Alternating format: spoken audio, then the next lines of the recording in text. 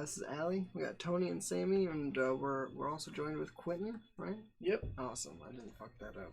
I'm Jack. Today, by the way, got an ad read.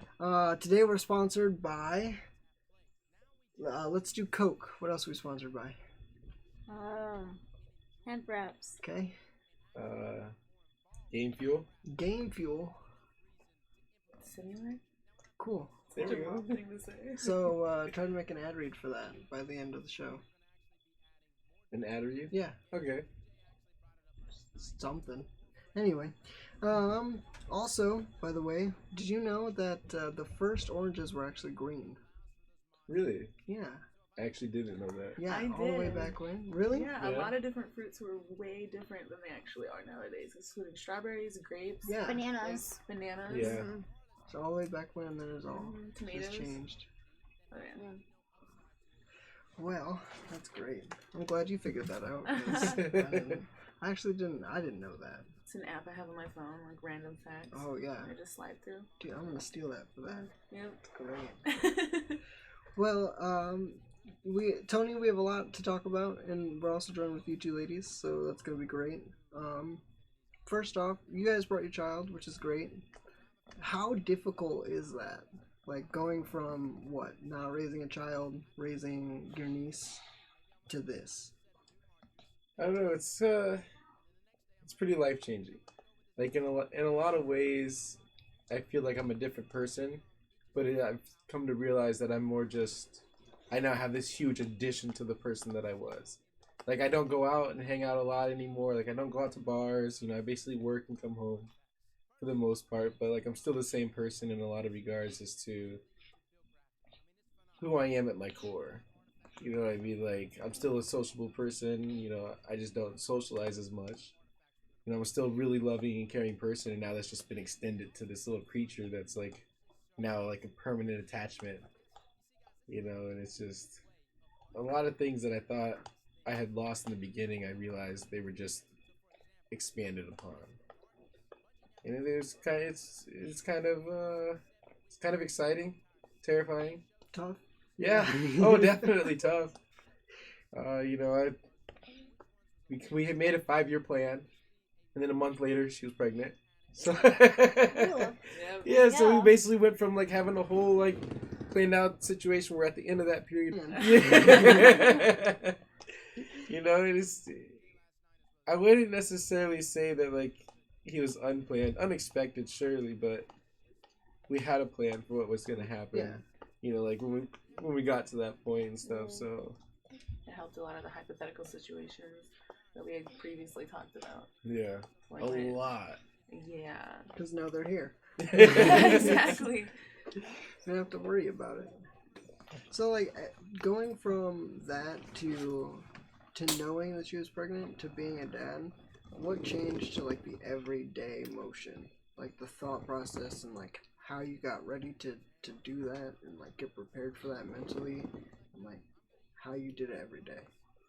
So, I think one of the biggest permanent changes was I don't smoke around my kids, so we don't smoke in the house, very much anymore.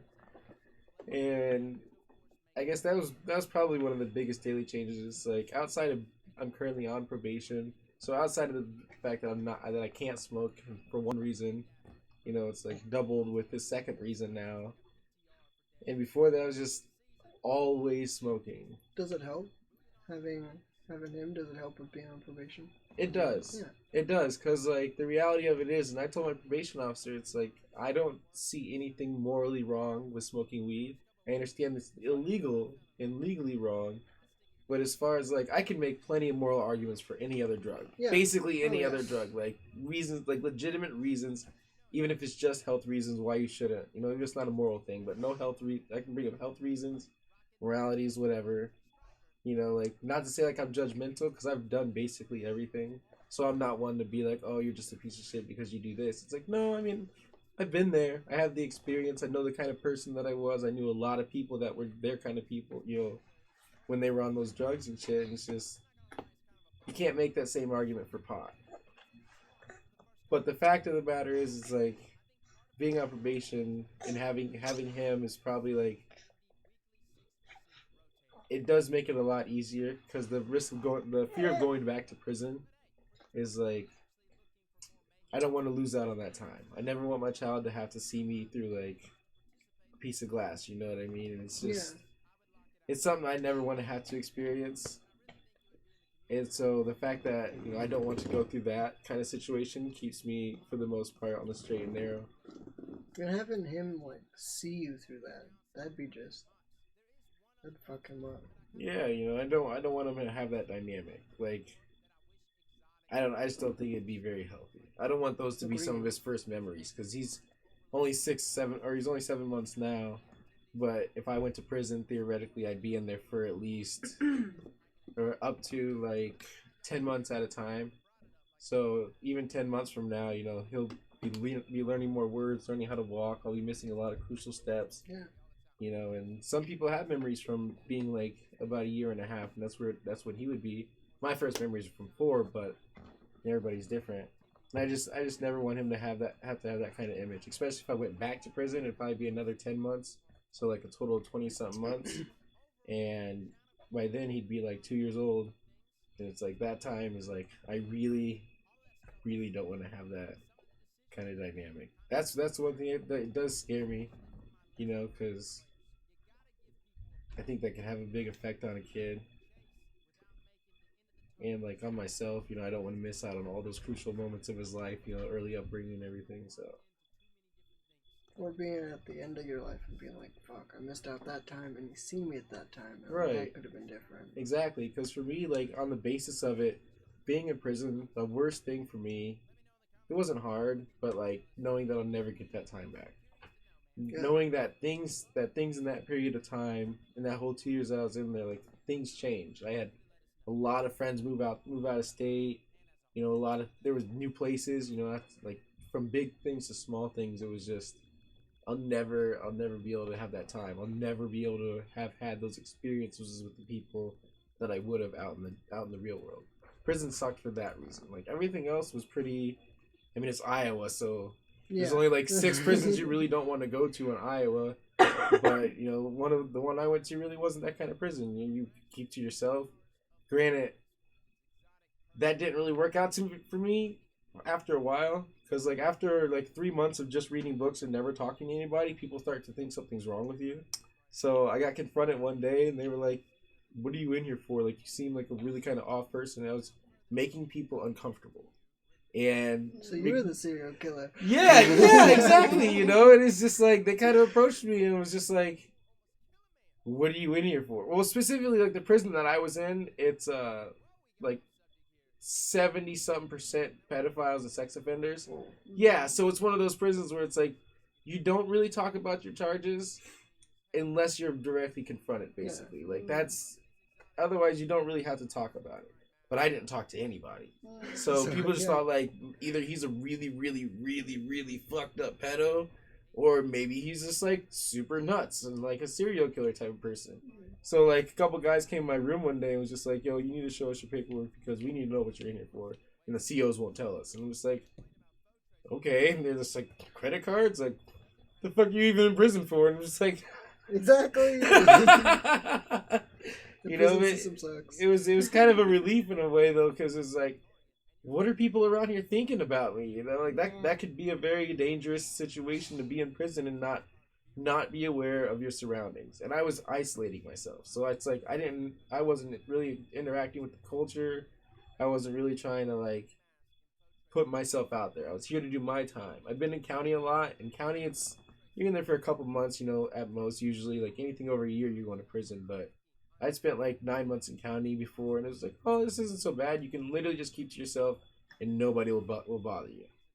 In prison, it's very different, wholly different. Like, you have to be aware of like anything at any time that's going on, even if it's not just for like your own safety. It's just like,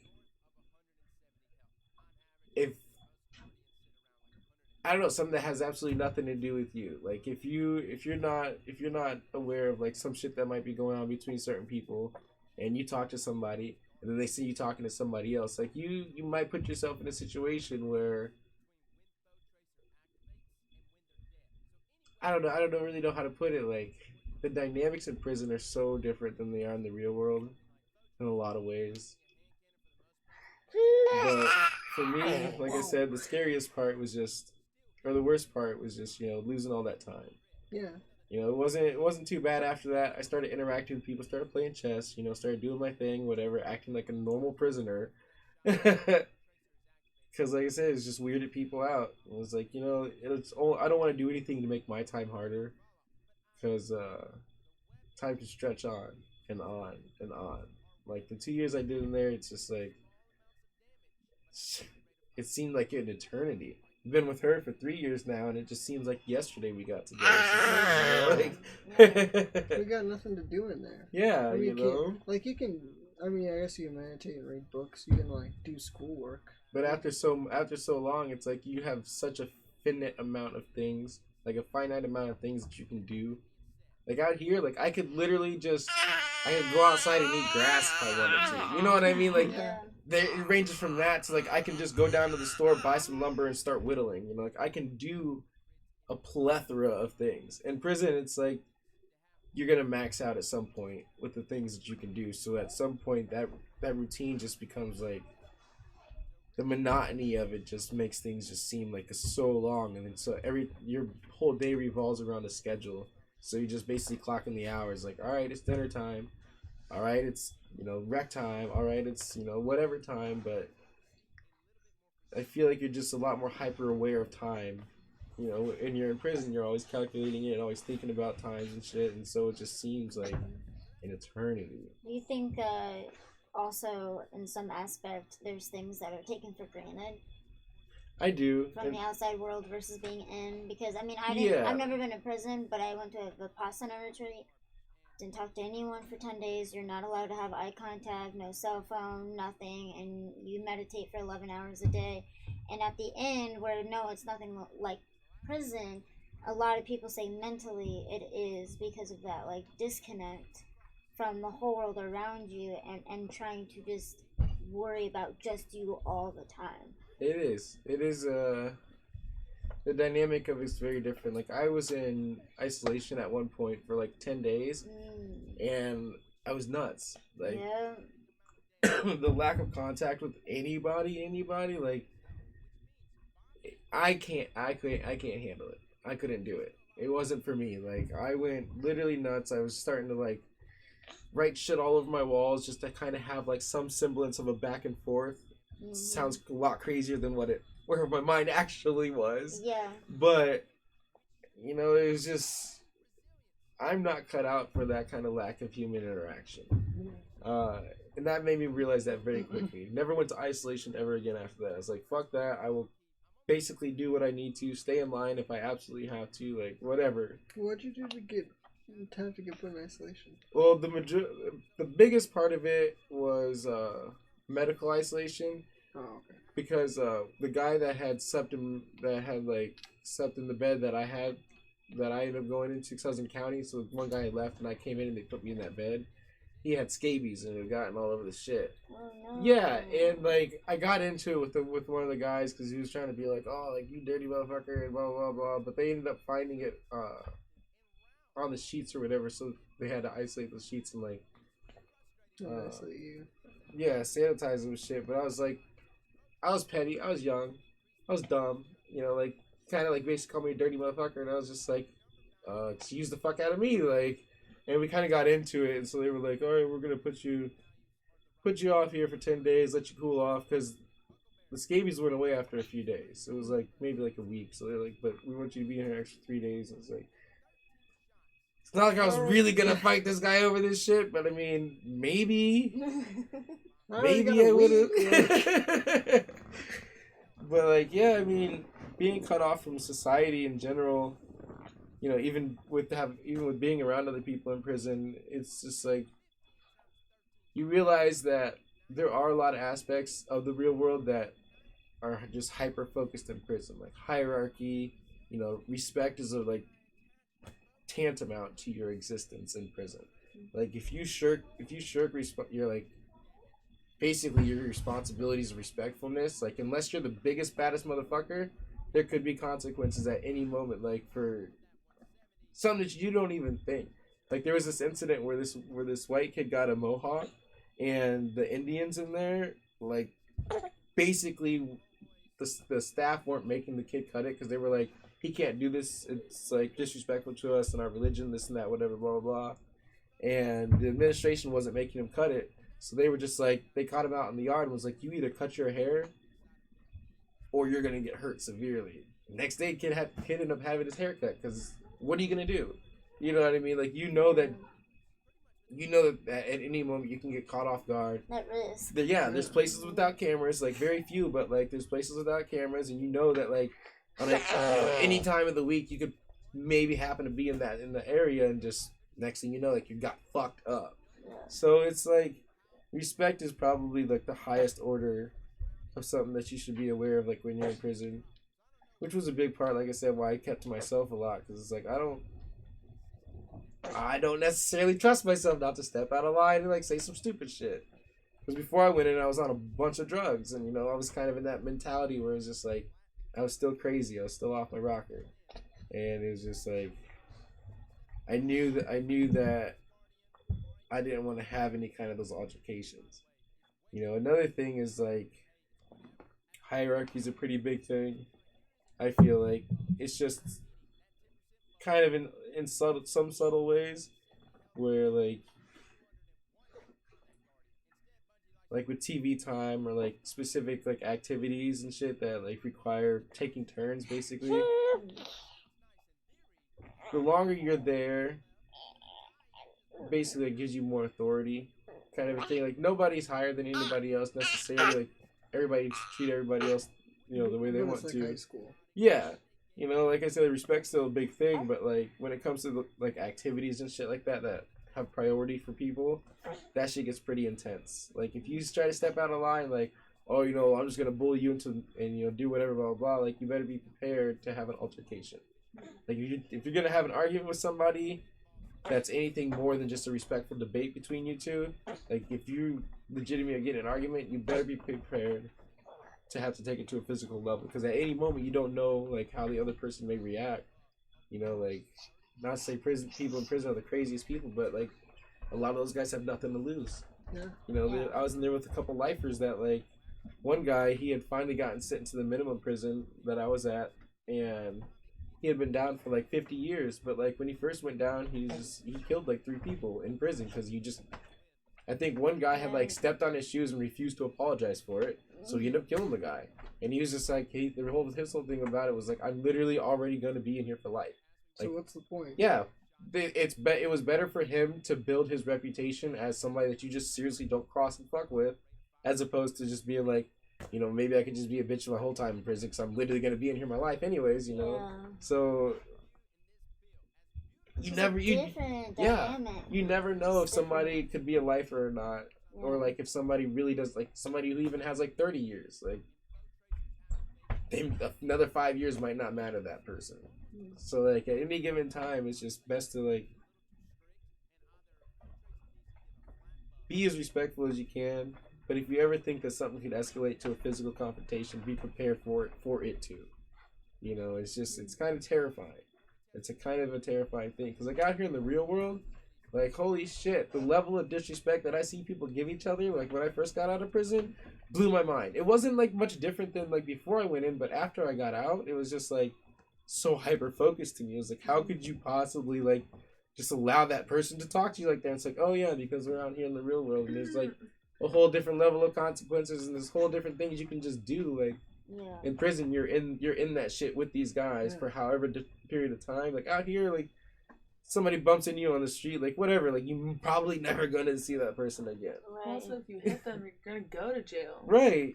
You don't want to be there. You know what I mean? Like, well, so when you think about it, like nobody goes to kill somebody and like with the intent, like fuck, if I do this, I'm gonna go to jail. Like, so I probably shouldn't do it. Yeah. So, not necessarily stabbing people, like just punching somebody in public.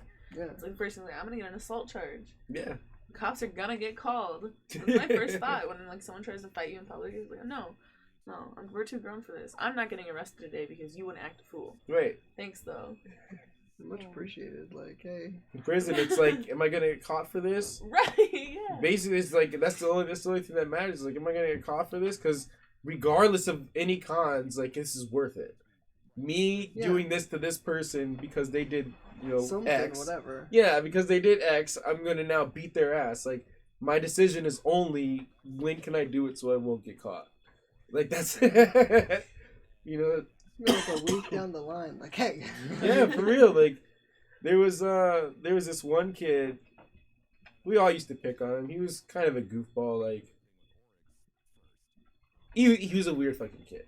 Like, let's just leave it at that, because there was a lot of weird shit that came out of the kid's mouth. But long story short, our roommate, because he was one of my. I had 3 other roommates, so a total of 4 guys in the room. He was my bunkie below me. And there's an old ass guy across from him, and the old guy like just pissed him off one day, like real fucking bad, just like tearing into him, calling him a little bitch, all this type of shit, like threatening to beat him up, and he wasn't really a violent individual, so he kind of just took it and laid there or whatever. Like 3 weeks later, he filled up half this dude's coffee cup with piss. Like there was like half a mug of coffee of this guy, old man's, and he just pissed literally throughout the night. Just kept drinking water and waking up throughout the night and just pissing in his cup until the other half of it was full. In the morning, I watched this old man go and heat up his fucking coffee and drink that shit. Literally, like, drank like at least a solid third of it before he just like, I don't know what it was. I just saw him. He was just sitting there, kept looking at it, but he kept drinking it, and I'm just like. Trying to figure out what was that? What's that taste? Yeah, and then he finally ended up dumping it out and just making another one. But like, I told him, I was like, bro, I literally cannot believe that you were just doing this all night. Because I woke up at one point and caught him, and I was like, bro, I'm not gonna rat you out, man. Old man really did you dirty. If this is what you feel is right, is rightful retribution. Yeah. Who am I to tell you that you're wrong? Like, at least you're not like trying to kill this old man, and I have to pretend like I was asleep, so I don't have to write any witness statement. It's a whole different level. Yeah. So it's just like, you do what you do, little man. Like, whatever. And so he was just like, all right. And I watched this old ass man drink half a fucking mug of piss, and I just sat there, just like, what? That's crazy. That's probably the funniest like incident that I had while I was in there. That's probably the funniest incident. It's just a dude pissing in a cup. Yeah. Did you find out what was it for? Yeah, because the old man he was basically like, because like I said, we used to all kind of make fun of this kid, but this old man, he just really ripped into him one day. Was like calling him a bitch and all types of shit, like getting in his face, like threatening to beat him up and everything. So. He was just like, and he kind of just like, he wasn't going to do anything about it. So he just like kind of laid there and just took it. And like 3 weeks later, he just like had the idea to do it. He was just like, this old man, like ever since that night, I can't get over it. And like, cause he was telling me this afterwards, and I was like, hey man, like, it's whatever, dude. Like, I get it. This is what pisses you off. Yeah. It's like, I get it, like, not to say he was like a bitch kind of kid, but you could tell he wasn't a violent person. You know what I mean? Like, you can tell, like, maybe he was the kind of person, if you started it, he would engage, but like he really didn't seem like the physically confrontational kind, like very passive aggressive kind of kid. Like, I was like, bro, that's like epic levels. That is like epic levels. Like, you dedicated yourself all night, just drinking water and pissing in this convenience cup. Yeah, knowing at any moment this old ass man could wake up and see you pissing in his shit. Like, knowing that at any second you could get your ass fucking beat.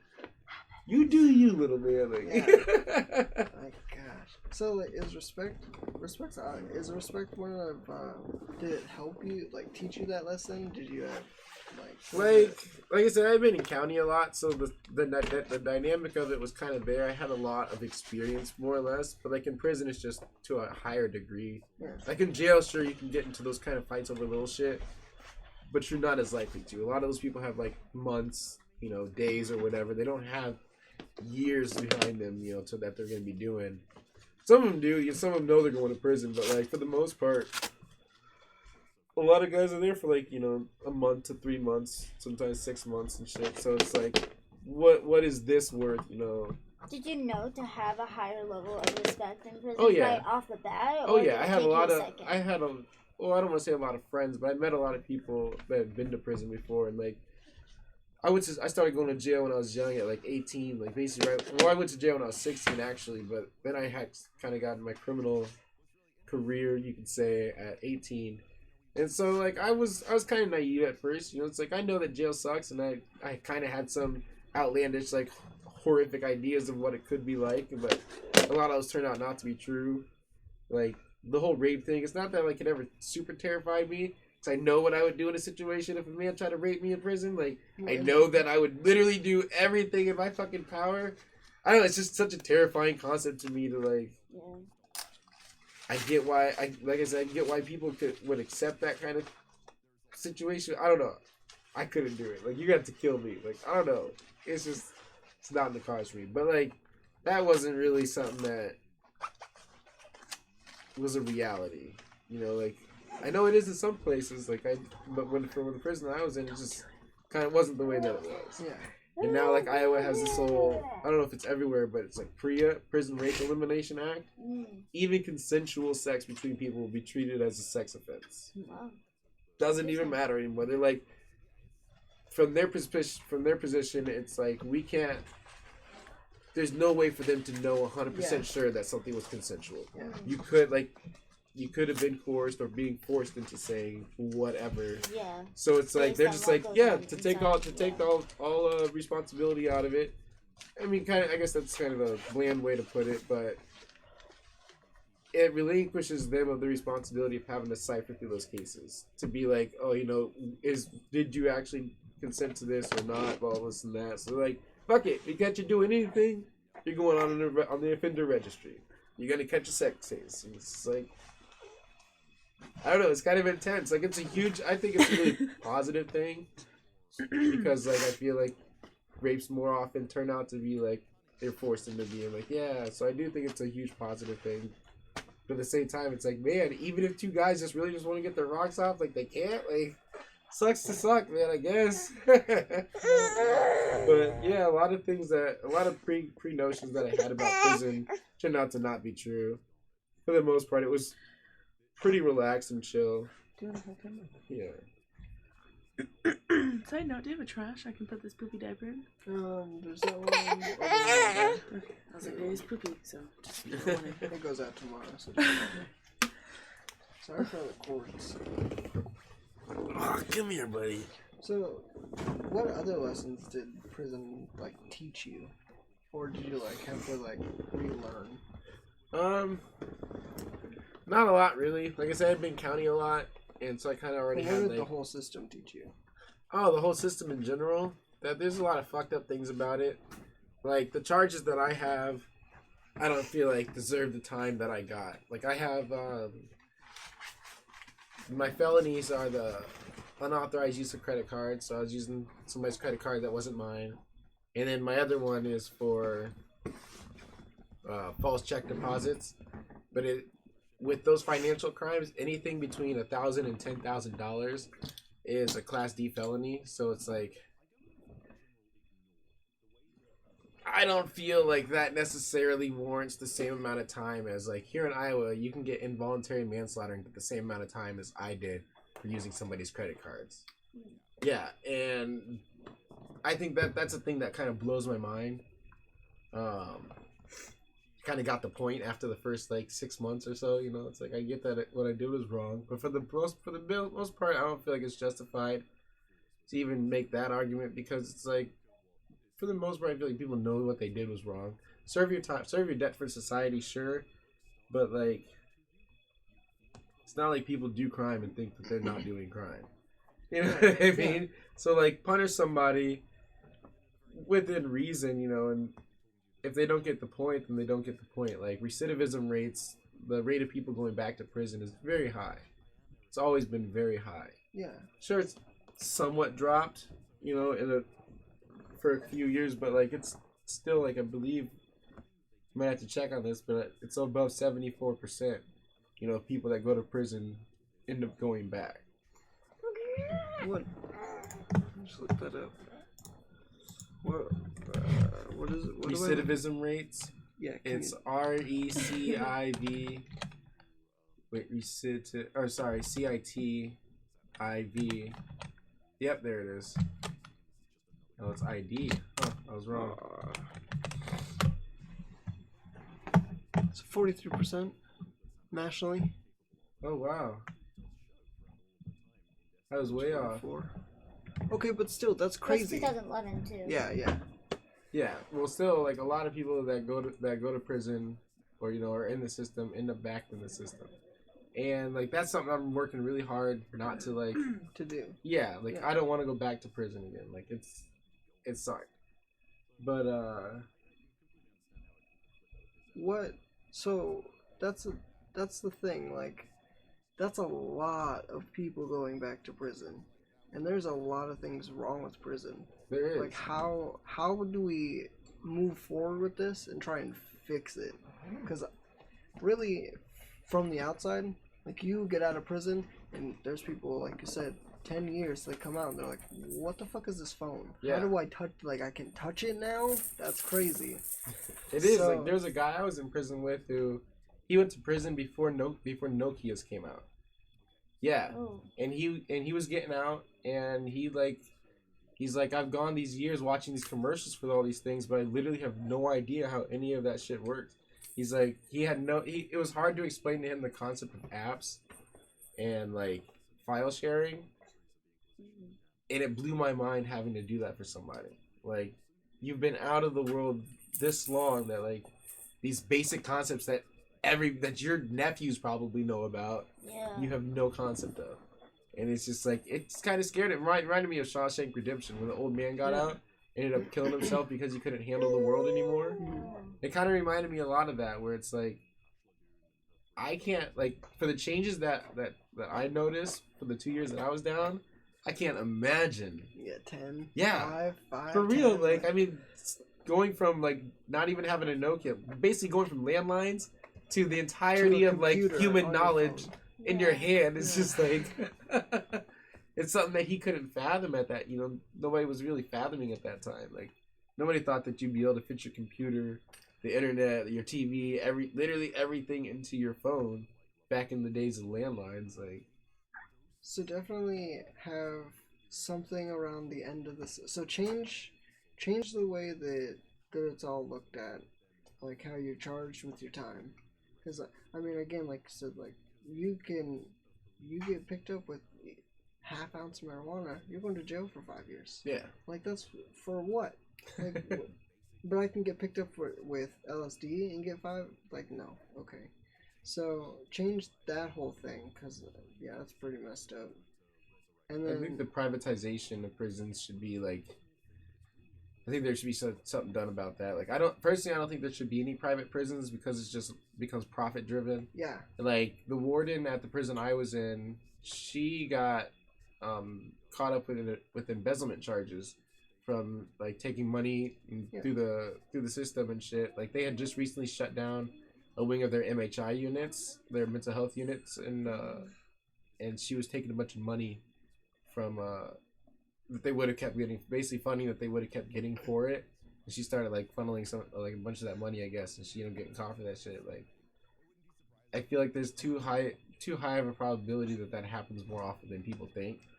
And like, because it blew my mind. It's like, that literally happened at the prison that I was in. They were literally doing like foul shit, illegal shit, and it's just like, I feel like it might happen more often than people think, and that's something that like was made aware to me. And I do think there's a lot of like corruption potential.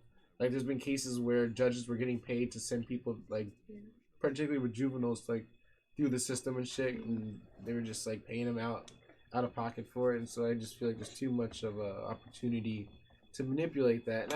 And aside from that, I mean, I don't think people should be getting rich off prison. Like, that's just me personally. It's like, I don't think that anybody should be able to get rich on that, in that kind of system. If anything, that should all be going back into like the government cycling through the prison system, as a state operator or whatever, what have you. Not to say state prisons are perfect, but I just don't think that they should be privately owned and profited on like that. It's just too many things that can motivate people to do wrong. Well, I mean, like, having the government be all that too is just another source of corporate or corruption. It's like, how do you even? So now you put it in the hands of the government to just make it more corrupt, like. Yeah, and it still plays the same risk, I think, but I think if it was done that way, that a lot more money would be cycled back into the prisons themselves. Like, I mean, the prisons they're not terrible. They'd have for like the most part. actual regulations on where to go, and then have the money to do it. Yeah, exactly. So it's just like, you wouldn't necessarily have to. Not to say prison should be a really comfortable place for people to be. Like, the whole point is you're being punished for what you're doing. But, just little things like rec rooms and shit like that, or, certain, like, spaces and, like, equipment. Like, if something breaks down, the prison should have enough money to be able to replace it, like, immediately. You know what I mean? Shit like that. Like, so, like, if a weight set completely breaks, like, one of our sets at the prison broke down, and we didn't get a new one for months. Like, months and months and months. And part of it was because nobody had actually put in the order. And it's just like, well, that's kind of on you. But then it was like, oh, I didn't put in the order because we couldn't afford it right then. It's like, well, maybe if our warden wasn't embezzling money, we would have, you know what I mean, kind of thing. So I think if the government were to be handling it, at least there would be minimum amounts in certain, areas that would be going to, like, specific and certain things. As opposed to being able to kind of just, like, I don't know.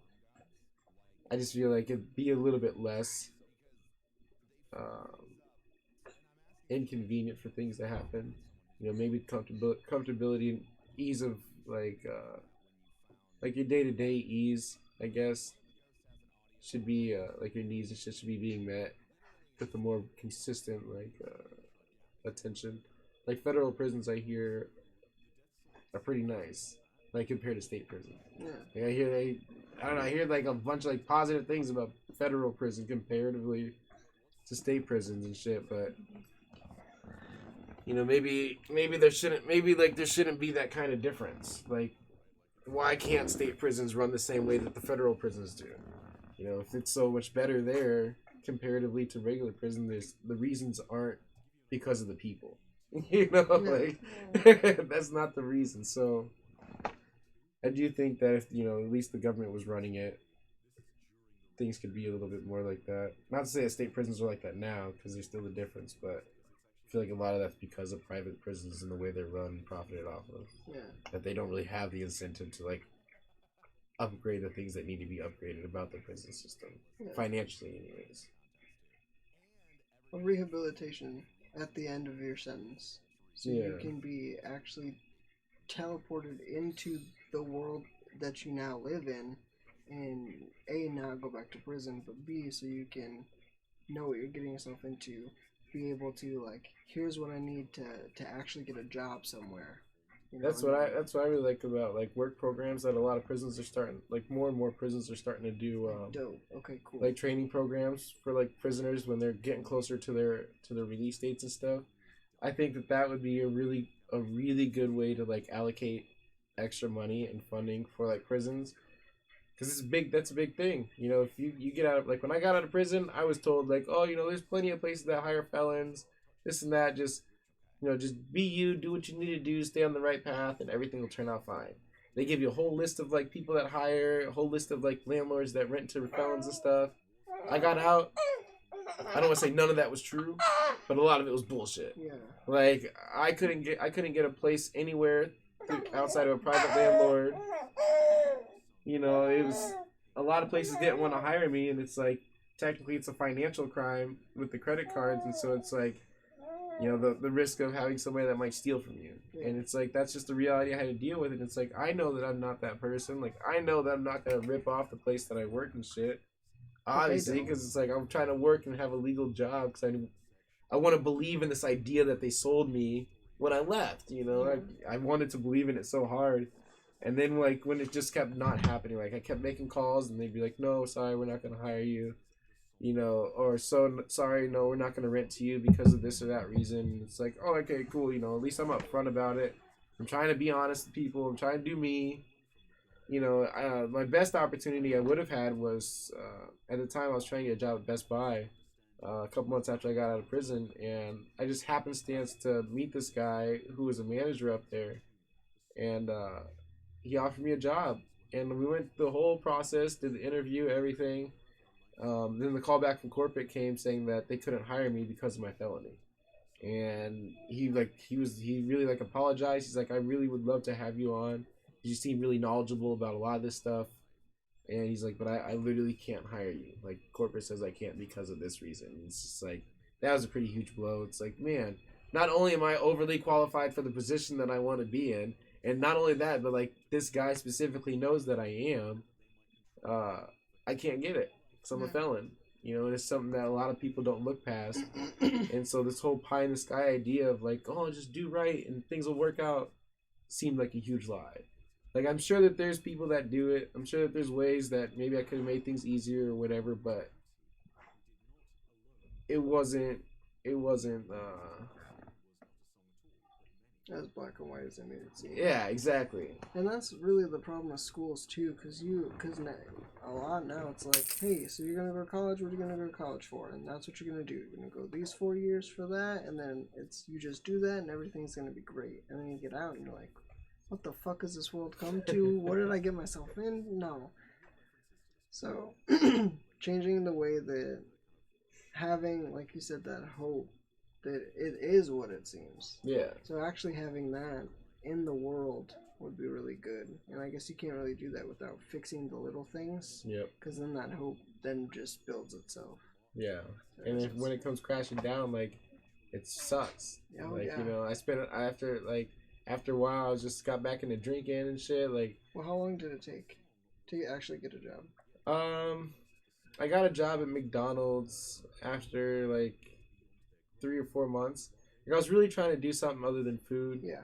I was really, really trying to do something other than food. But then it just got to the point where it was like, I'm literally not getting it anywhere else. Like, I might as well at least apply to the McDonald's down the street from my house. And I ended up getting the job. And so it was like, I guess I'll work here until I figure something else out. And then I just kind of kept jumping food service to food service to food service job, basically just chasing a better pay. And that sucked. I'm not going to lie. Like, shit started going like kind of like downhill mentally for me. I was just getting really down and depressed about shit. And then I got a job as an independent contractor. I started working for myself and set my own hours, and I've been doing this now for a few years. It's fulfilling to an extent. It's not what I want to do for the rest of my life, but like, I think that there are a lot of ways that getting out of prison, having certain programs to help people reintegrate back into the world, instead of just being like, all right, here's $100, here's a paper that you can get ID with, and be on your way. Yeah. It's just, I feel like there are a lot of things that they could do as a correctional facilities, rehabilitation facilities, whatever they want to call them now. It's like, if you're not going to do anything to try to correct what the people did, and give them a way to reincorporate back. Like, being there for like a year, things might not be too difficult for you, but like people that are there for like 5, 10, 15 years, at a time, it's just like there's a lot of things that people just can't do, and a lot of people just, when they go to prison, like, I don't know, you lose a lot of motivation for things. Maybe you didn't even have skills in the first place, that's why you were out doing whatever you were doing. And now you're here, and I don't want to go back. Right. And then you're just left with this in the same situation as when you went in. It's like you don't have the skills, you don't really know how to do anything. So you go back to doing what you're doing. A lot of times that was the case with like drug dealers that were in there. A lot of them, that's all they did. They were just like, yeah, I just got to a point where I was selling so much and I ended up getting caught, and it's just like, but I never really did anything else. So when I get out, I'm probably going to go back to selling again. And it's like, that happens. It happens a lot. So I think, like, the things that could be done, like we were saying with, like, work programs or training programs for people before they get out, I feel like that could be a huge, huge positive to reducing the people's chances to going back, integrating them into society and into the world. Yeah, because it was, when you do after school activities, like there's a huge thing that they did, like College 101 was a class, and I was like, you know what, I'm already taking way too much, why not just take this other one? It'll be bullshit, easy, let's go.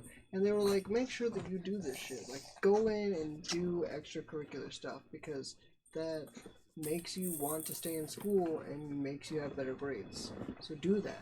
It was proven that it does jump.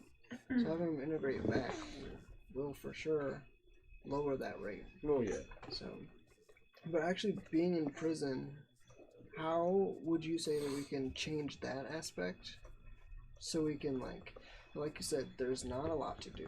So you can do your things, like we can get you to where you should, maybe need to be on schooling, right? Well, I can't really do that too much because again, you're in trouble. But, you can still work out and things like that. What can we do to help you like learn like what you did was bad, but also like this is also a place where these everyday routines you need to build.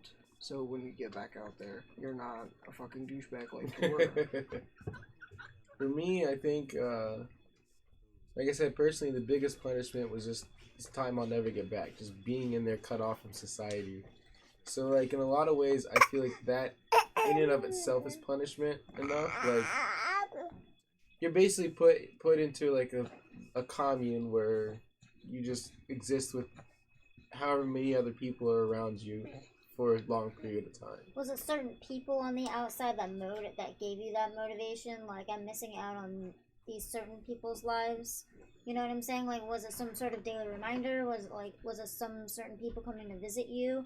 Or was it just the overall general, I'm missing out on pieces of my own time?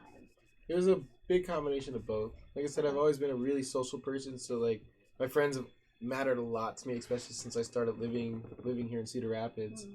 I cut myself off from my family, so I basically, like, made my own family here. And for a while, like, it was a constant thing. Every day, all day, I'd think about, like, oh, I wonder what, so-and-so's doing, or I wonder what they're doing right now. But I cut myself off. I probably didn't call my first person, like, I think it was, like, 4.5 months in. I finally, like, called somebody other than my mom. Wow. I was keeping in contact with her. But It just sucked. Like, after I talked to one of my best friends, I was talking to her on the phone, and she was catching me up on everything that happened. And just, like, when I hung up the phone, it was like, now what am I going to do? Like, just go back to this daily, like, blah? And it just, like, made me severely depressed. And so I probably only made, like, I don't know, maybe, like, 20, like, personal phone calls to friends while I was in prison, like, over the whole 2-year period.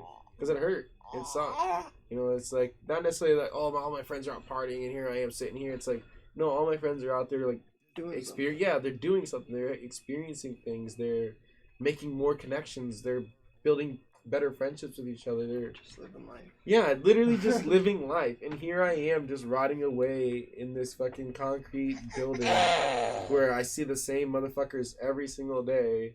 I hear the same arguments every day. I play the same Scrabble games every fucking day. Like, I go to eat at the same exact times every day. Like, I've been here long enough, I can calculate, I can give about like a 67% accurate menu to you for the whole next month.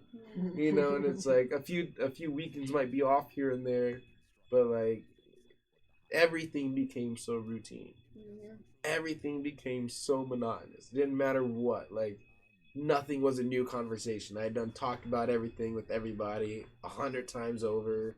I read a couple book series like a few times each. I ended up reading the Twilight series while I was in there. And I was so anti-Twilight before I went to prison. But like, I had heard that the books were better than the movies, so I was just like, oh, I'll give it a shot. Like, after like 8 months in, and I ended up reading those series 3 times. I was like, wow, that's a really good series, like this and that. But even for like the little moments of joy that you do have, you have an immediate reminder that you're in this bitch. Like, you're in prison. Like, you can't escape it. It's just constantly there. You get into a book, you escape into another world, you close that book, bam, prison. Like, you go outside, you hit a really good set, you have a really good workout day, blah blah, you're just talking with everybody, and the semblance of being outside kind of gives you the idea that you can black out that there's a gate 100 yards away, and then as soon as you're done, that bell rings and you're just like, fuck, prison, like, my time's up out here, I'm back in this shit. Like, everything's it's just constantly prison. And for me, like I said, it's the hardest shit. Just knowing that I'm never, I'm wasting away, never get that time back, never be able to have those moments, out there. Like, in a lot of ways, time stood still, for like me as a person, and just knowing that for everybody else it didn't. Not to be like, oh, everybody should just drop what they're doing because I'm in prison, boo-hoo. But it was just like, no, I mean, I know I'm important in people's lives, but I'm not significant enough to derail their lives, when I shouldn't be. And so it's just like... Until now. Yeah, until now. Like, with this little guy, his whole existence literally depends on us. Which is, that's a whole nother level of crazy to me. But, it's just like... There's no escaping the reality that you were in prison. So, like, everything that, like, made me, like, really happy, like, talking to my friends, made me extremely depressed afterwards, because it's like, I'm still here. Like, I know that I'm not going to see you guys for... Just a black hole. Yeah. Yeah, even my last month, like, every day I made a conscious effort not to think about how little time I had left. Because as soon as I did, it was just, like, get me so happy, and it's like, but that thought wouldn't last, because it's like, no, I'm still here in prison. Every day of prison sucked for that reason. All the way up to my last day, like, everything about it sucked, so it's just like, I never want to have to go through that shit again. And especially, like I said before, like, now with him, I definitely never want to have to do that again, or have him go through that shit, ever. On the topic of him, have you guys talked about how... Well, first off, what do you two, three think that the best way to raise a child? Like, to condition him to actually get through life and do those things. But have you guys talked about how you guys want to raise him? And specifically how things are going to hopefully go? To an extent, I think we've had a lot of conversations about it. Like, for the most part, I think we really agree that we just want him to be his own person, but be a good person, have empathy, like have principles, be a person who we can be proud of. And I know that sounds like so vague, but like, every parent says that. Yeah, you know what I mean. But like, parents may not necessarily like tell you like, oh yeah, like, I'm not really proud of my child because of how they turned out, this or that. Like, I want to be able to have the sense that I am. I want to know that he's the kind of person who would help somebody in need. I want to know that he's the kind of person that will stand up for himself and the things he believes in. I want to know that he's the kind of person that can, like, make people happy, make people smile, live a happy life for the most part. And it's like, anything within those confines would make me proud. If I can know that he was that kind of person. Like, I don't really care about the specifics, like how he is. I know he's going to be an asshole when he's a teenager, because we were. Like, that's what scares me, though. It's like, I'm thinking he's got to be super creative. Yeah. To get shit past this. But he will be. That's the thing. Like, I surprised my parents. He's going to surprise us. Like, at first, oh, he's so nice, a little here and there, and then teenagers and you're like, God, can I just get one? So I know that there will be moments where it's like I probably want to strangle him because he's just getting on my nerves, and vice versa. But like, for the most part, some of the things, like, for me, a big thing is I want him to be able to, like, be a critical thinker. I want him to, like, be as far as like traits that I have, I want him to be as open-minded as possible. Like, I don't want him to be like a very narrow-minded individual who just thinks like, these are the way that things are, like, even to the extent that I know that your children learn a lot from you, but like, I want him to, like, when he grows, like, he's a teenager, young adult and stuff, I want him to have the kind of wherewithal to be like, don't necessarily just believe everything your dad tells you. Yeah. You know what I mean? Like, Yeah. be a critical thinker, question things, if something doesn't seem right to you, question it, educate yourself. And that's how I am. If I don't know something, I'd rather educate myself on it than just talk out my ass and look like an idiot. You know what I mean? Oh yeah. Oh yeah. buddy. You want out? Here, I'll hold him for a little bit. But as far as like I said, my traits, that's one thing I really want him to have, is to be able to like think for himself know right from wrong, and Not be naive. yeah. It really scares me. I know it's like some people are like, oh, I want to save my children from the horrors of this world. It's like, But the just be reality is honest there's with them. horrors in the Yeah. world. like, the best thing you can do is treat them like they're not children. You're Right. taking away. It's Right. Because you're like, not be honest raising a with them. child. Give them the information they need. You Yep. know what I mean? Not everything, but Sure. appropriately for each age. Yeah. Yeah. Oh, My yum. thing. Do you have a rack? Yeah. Yeah, we got wipes. Yeah. So My this thing is another always- reality. I might be wrong. I don't have kids, but my thing has always been like, if they're old enough to ask, they're old enough to know. Exactly, right. You know, if they're asking you, they already have some inkling, Understand it thoughts enough. around it, Yeah. or interest to know more about it. So that makes them mature enough to have the information that, like you said, give them the information they need. Maybe not every detail, but Right, you know what I mean? And like, lead them down the path of prepare them to knowledge. as much as you can. Yeah. So they don't make the same mistakes that you did. You know what I Hopefully. mean? Hopefully, They yeah. learn from what you have to say. And what they'll Yeah. do though is they'll make the same mistakes, but in magical new ways that you didn't even know were possible. Right. Oh, yeah. It's like, damn, that's the same thing I did. But Yeah. This time you had a whale? Right, I thought I was stupid. How the hell did you manage to get yourself into You're this just so spot? handsome. Don't. Yeah, you know it. Oh my Yeah, he gosh, does. look at All him. attention. He's you like, go. yeah, I know, I'm handsome. Yeah, you're Yeah, so you are. handsome. Look at that smile. Oh my gosh. Yeah, second tooth is fine popping through. Yeah, I see the teeth. I know he's see gonna the be smart. teeth. I see him. He's Look be at such a that smart kid. smile. He's got a big noggin. Yeah, he does. His head's so big they had us take him in for an MRI to make sure that he didn't have like a tumor or something like Well, it was an, Causing it to be an big. ultrasound. ultrasound. Ultrasound Yeah. of his Yeah, head. but still. And like, and he's totally good. He just got a big head. Yeah. He said lots of gray matter. All of it. Oh boy. How do you know how like you guys are gonna try and teach him or get him into trying to read books or whatever when he's older? How you want to implement those things or I don't know like the particulars necessarily. Like well yeah. I want him to take at least somewhat of an interest in like academics. So like I said, like I want him to be able to like I want him to be knowledgeable. I want him to like, I want him to enjoy learning. Not necessarily enjoying school. Like school and learning for me were always different. Like I've constantly learning stuff. Well, When I was in system's school, fucked. yeah, I was more into researching than I was into sitting in the class listening to my teacher. Like it just wasn't fun for me. But when I would go on my own researching, it was just I did enjoy that. So it's like I want him to at least be educated to the extent that he likes to learn. And I feel like a lot of things will build upon that. The more you learn, the more you know. It's just like I feel it kind of goes hand in hand with being a critical thinker. Being somebody who's not just gonna follow people because of arbitrary reasons.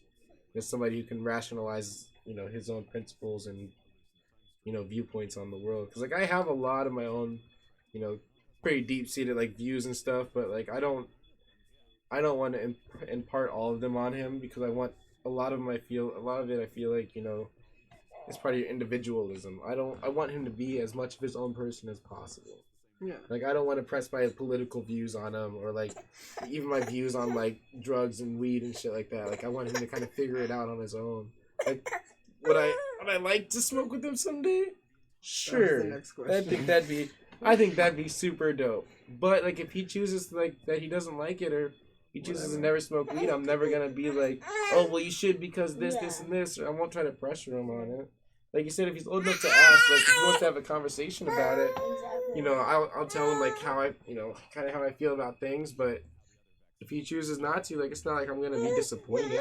Yeah. You You can never be disappointed in your own kid. Do you want the phone back? Well, hopefully not. He found his foot. No, Dad, I want my foot. Give me your feet.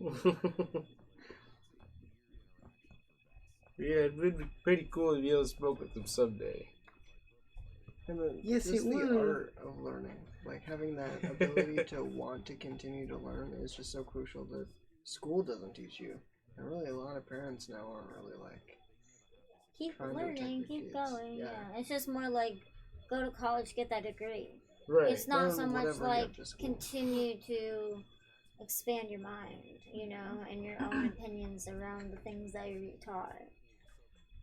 Because another thing coming out of school, not having that, like, I need to continue to learn, like, it's, now I know what I need to learn. But Yeah. then you get into a job and you're like, wait, I have to learn more shit? Like, I was not prepared for that.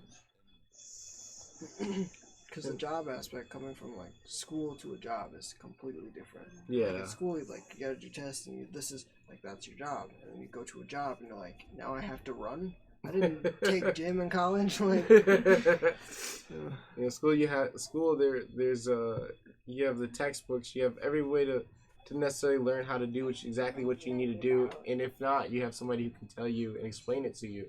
On the job, you don't always have those kind of situations.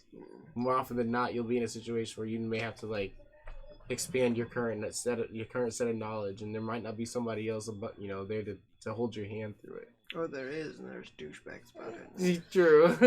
I feel like school is a lot more about, like, Just what you know can shit. remember versus what you're actually learning and what you're going to take away from school, because there's a lot of stuff that I just never used or kind of just, like, forgot about until you get refreshed on it. And there's other things, it's like some stupid little fact that I know.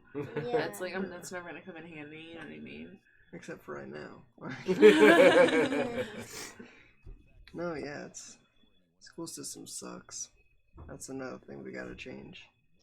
I agree. I think they're slowly starting to make changes on it, and we're lucky that we have marijuana going legal in some states, because that is helping a lot. Like, there's actually a lot of the money going into school industries and helping them grow and become better and have more iPads, and they even have like meditation rooms now for kids, things like that. So it is happening. It's just really slow. It should be higher rates, but like everything that involves change, it always goes slow. Yeah, we'll be lucky to get it legalized in Iowa anytime soon. As long as we have our current governor, it's basically not gonna happen. I feel like it's gonna be one of the I'm last hoping states. the next 5 years. Yeah, That's what we said 5 years ago. Yeah, right.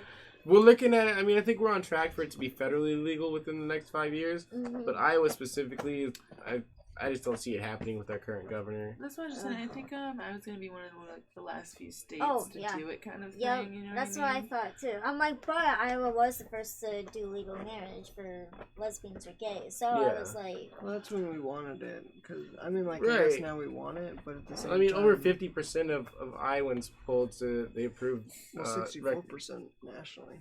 Yeah, so it's like overwhelmingly like your people want it.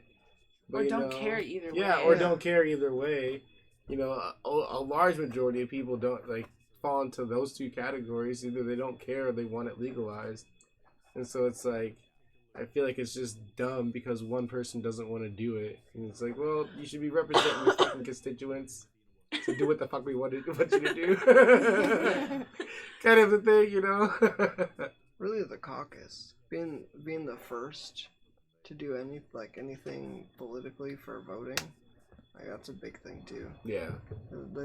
People think, well, if we do that, then we don't get that spot. And then what is Iowa? Nothing. So the black hole like we are. My dad says it's where people go to die. Yeah, it's a good place to retire.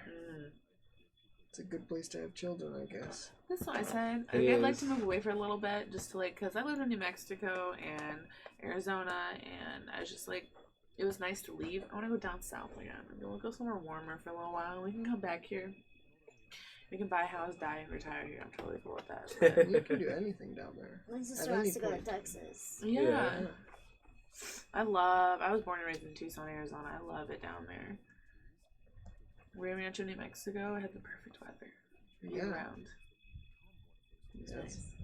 Yeah, I would like better weather than Iowa weather. Oh my god. I hate the cold. When it's cold, it's like terrible. When it's hot, it's fucking horrible. There's no, it's like sticky and wet Yeah. and sweaty. There's no in between. There's just very few days Yeah. throughout the year that are like the perfect weather. You're like, yes, this is what I want right now. Like, yeah.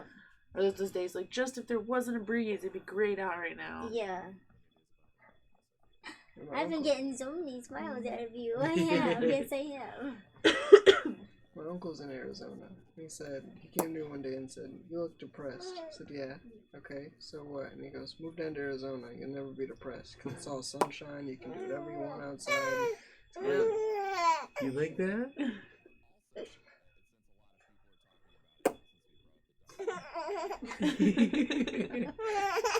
Oh, yeah. You got him. You like that, buddy? Baby Yoda. All he does is coo. It's so cute.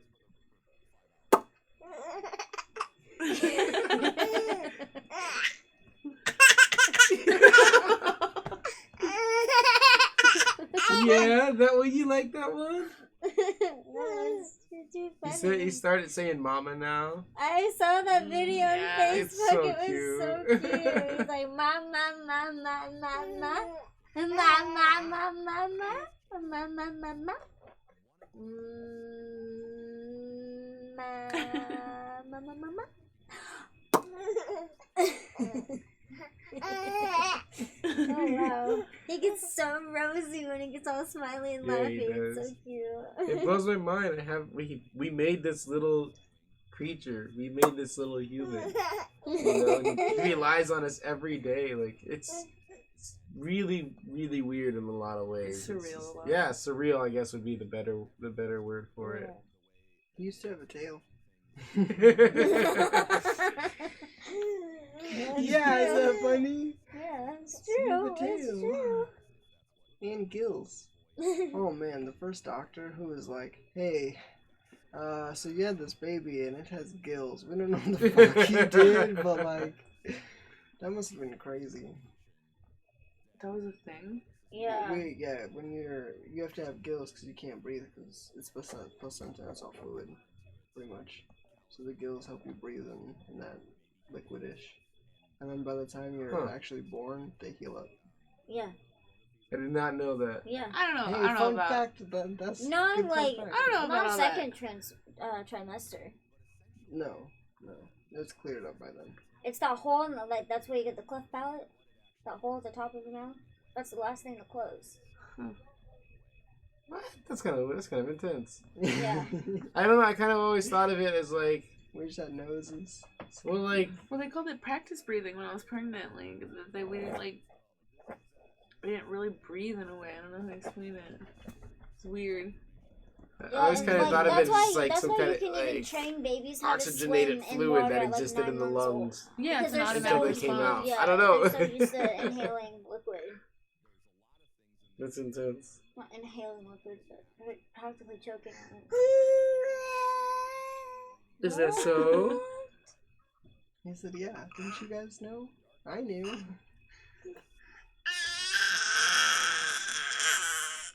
I agree. I agree. You let it out, man. I love interacting with him. Like Yeah, the more talkative he gets, like the more excited I get. Like it's a Yeah. good thing. it's so He's gonna start talking. it's so intense to me. Get his brain flowing. Are you doing anything to like help him develop that brain? To an extent, like we've got him a couple like little educational toys, but like I try to get him to do things like I'll mimic sounds with him and stuff. Like sometimes we'll go back and forth. Certain kinds of music, like I do like to listen to a lot of lo-fi, and it's just got like a lot more soothing tunes. Yeah. I've actually like sat and listened to like Mozart and Bach with That's what I him a was few gonna times. suggest. Yeah, and he seems to enjoy it, and I do like that. But I try to talk to him a lot, and just kind of get him into like, kind of help him flow into like the ease of like back and forth. Yeah. You know, so like I'll respond to him sometimes, like when he's making sounds, and he's just sitting there, just like and I'll just like, yeah, Yeah. buddy, and like have like little like conversations with them. He'll like I'm gonna growl back and forth. Growl back and forth. Yeah, I love that. We'll like growl at each other. Oh, cute. But I do like. It's not necessarily that I want to homeschool him. I wouldn't have a problem with that if I had the time for it, like by then. But like, I do think I'll do a lot of like extra academic stuff with him, like at home, but not like necessarily schoolwork type of stuff. just try to be like, hey, let's learn about something new today, or something, try to make galaxy or a planet, try to make or it fun for them and stuff. Like do like little activities that don't come off as educational, but like they intrinsically are. Yeah. It's fun to always start by asking a child a question, like, when did dinosaurs exist? And then they're like trying to think about it like 6 years ago, just like whatever they end up saying, and you're like, well, let's talk about time, alright? You make like a timeline and blow their mind. Right. Oh my gosh. That's what it's, when I tell my nephews, they're like, how old are you? I'm like, I'm in my 20s. They're like, what? You're so old. And in your head, you're like, I was 6 like yesterday. I used to be your age, and they're like, no way. Yeah, children, they grow up into adults. Yeah. What? You'll be like me someday. It blows their mind. They're like, no. It's like hard for them to grasp the concept of like your restroom. That separated. Like when I was a kid, it was hard for me. Like I don't say it was hard for me to separate the existence of like children and adults, but at a certain age, I kind of like didn't really think of adults as having come from kids. So like when I found that out, I was like, whoa.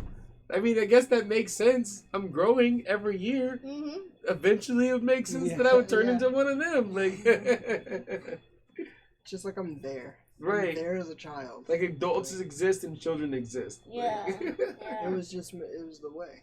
Yeah, it was just the way. Right. This is what I do every day, and it's never gonna end. And I keep saying it. I was literally pondering this like just a few days ago. Like I remember like. It would be like just a Christmas party. All of a sudden you're being loaded up into the van and mom says you're going to somebody's house for Christmas and you don't care why, you're going. And that's like the best part. Like, Just like how small my mind was. Like, I don't know. Just not much thought besides that. Just we're going to go to a Christmas thing. It's going to be fun. I'm going to get food and cookies. Presents. Is there Santa there? Is Santa there? Did he go to her house and leave me presents? He did? Let's go! Why aren't we there? Because it's 7 o'clock, Jimmy. Calm down. Like, they still have to wake up. We're like going to Grandma's house one year for Christmas, and you've never been to Grandma's house at Christmas before. So then you get like all those questions like, is Santa coming to Grandma's house? Like, I don't know, is he? Then you try to get something out of the trunk of the car, and Mom's like, don't go to the trunk of the car! Why? Because Santa's in there. He has to deliver the presents. He didn't have time to stop down the chimney, so he just dropped him off in the car. He said, here, I dropped him off at your house, and then here's Growing the up presents. and realizing how much you were lied to. Right? Man, they were always lying to me. Sorry, I mean like slap you. That's another thing. I don't know. Are we gonna raise him believing in Santa? Yeah. Yeah. Yeah. Why? No, We're gonna lie to our child. We're gonna feed our Easter children bunnies. lies. They're all fake, but I'm sorry. Hey, Not that's just the Santa, but there's a imagination, though. sleigh. Yeah. And not just about the sleigh, but there's reindeer. Not about just the reindeer, but they fly. And one of them's got a red nose. You best believe it. That's a good thing, like... It's for imagination, really, though. Yeah. Yeah. I do think it is good for creative thought. Yeah. I don't know. Tyler said he's like, that's creepy. Some guy comes on your roof, crawls into your chimney, and leaves stuff under a tree for you. He's like, and he eats your cookies? Like, Yeah. Like, It's okay, true. yeah, I can get that. He sees the fundamental weirdness of it. Right. My brother was saying about my 4-year-old niece how, like, he said, oh, blah, blah, blah, you gotta be good because Santa's coming. And she's like, he can't really come to all those houses in one night, Dad. She's 4. Like, she's already like, This just not logically possible. doesn't make Yeah, sense. logically, this does not. What YouTube channels are you listening to? Yeah. That's exactly what it is. My nephew, Tyler, he's 7. Well, yeah, he'll be 7 in December. And he just loves YouTube. Yeah. Loves YouTube. Yeah. That's a He's just, whole new place to learn. yeah, he's a little fact. He has a bunch of facts around. Going, did you know this? Did you know that? I'm like, no. Like, and then he's like, YouTube. Like, all right, well, I guess He I'm gets so missing out. excited about it sometimes. It's really cute. Yeah, he does. And he's one of those kids that like Tony's like, I don't get it. They watch videos of people playing with toys. Yes, my niece does that. It drives me crazy. Why though? She has so many toys sitting in my mom's living room. Like, go play with all those toys. This toy's cool. It's like, yeah. Watch her. She's feeding a baby. There's a baby and there's a bottle. Go feed that one. Right. I don't get it. No, she's doing it. Where are you going? I'll just watch them do it. Like, it's crazy. YouTube could be like a whole new like learning platform or It schooling really thing. can. Well, it's You can obviously learn a teaching my lot. 4-year-old niece that Santa doesn't exist, so... I mean, if he figures it out, he's just like, Mom, that sounds stupid. I'm like, alright, you got me. You got me, buddy. But if he's just like, that's awesome, really? Like, yep. Yeah, you'll just... And then I'll put one entertain it. present under the tree from Santa. Yeah. You know what I mean?